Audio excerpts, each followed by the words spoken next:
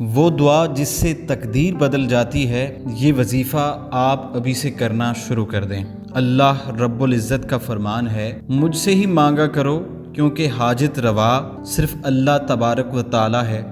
دعا عبادات کی روح ہوتی ہے، لہٰذا عبادت کے بعد دعا پوری نیت اور خلوص سے کرنی چاہیے اور اللہ سے ہی کرنی چاہیے۔ مسئلہ یہ ہے کہ اکثر لوگ شکایت کرتے ہیں کہ ان کی دعائیں قبول نہیں ہوتی۔ اس کا سبب یہ ہے کہ ان کی دعا میں جذبہ پیدا نہیں ہوتا، کھوٹ ہوتا ہے۔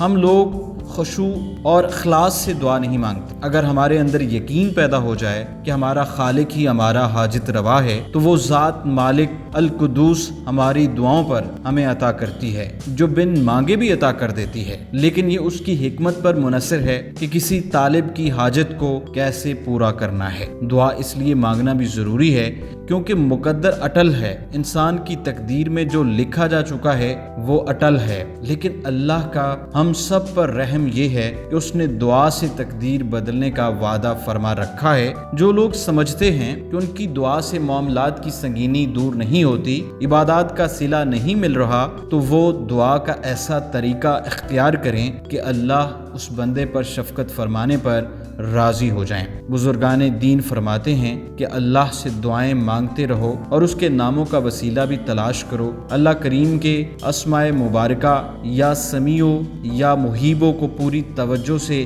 نماز فجر کے بعد اول و آخر درود ابراہیمی 3 مرتبہ پڑھنے کے بعد 113 مرتبہ پڑھتے رہا کریں تو اللہ کریم بندے کی دعائیں قبول فرماتے ہیں۔